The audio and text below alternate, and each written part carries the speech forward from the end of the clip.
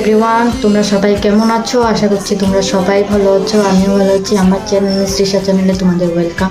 আজও একটা শাড়ি পরা লুক নিয়ে এসেছি। সিজন ওয়েডিং সিরিজের থার্ড পার্টটা নিয়ে এসেছি। তো এটা দেখে ভালো লাগলে অবশ্যই লাইক কমেন্ট শেয়ার করো। কীরকম লুকটা দিয়েছি আমি, একটা শাড়ির মধ্যে শাড়ি পরা লুকের মধ্যে থাকবে।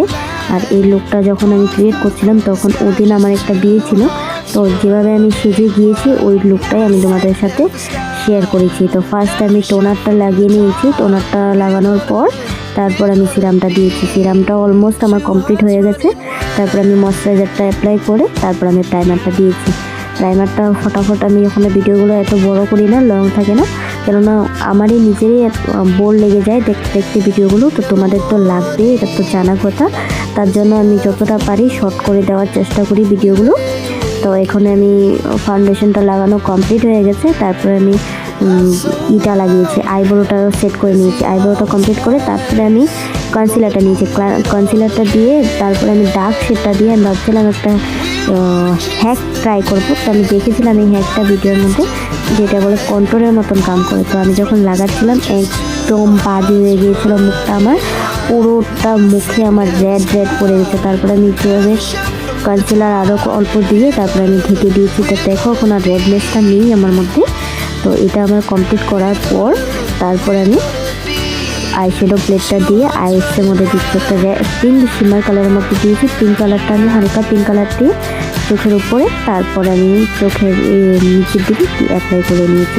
তো ফার্স্টে আমি গ্লিটার পিঙ্ক কালার গ্লিটারটা দিয়েছিলাম। তো গ্লিটারটা দেওয়ার পর না একদম বাজে মানে দেখা যাচ্ছিল না, তখন পিঙ্কের সাথে পিঙ্ক দিয়েছি তার জন্য নাকি।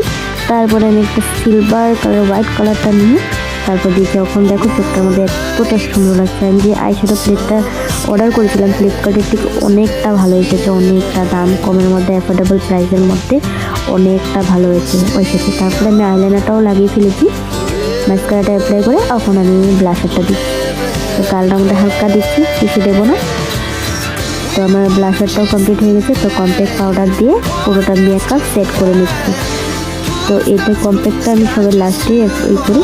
লুজ পাউডারটা ওখানেও আমি লাগাই না। তো লুজ পাউডারটা যখন আবার অর্ডার করে নিয়ে আসবো তখন তোমাদেরকে আবার আনবক্সিংয়ের ভিডিও দেখাই। তো ফার্স্ট টাইম একটা পিঙ্ক কালার লিপস্টিক দিয়েছিলাম। তো লিপস্টিকটার সাথে আমার মেকআপটা একদম মানাচ্ছিল।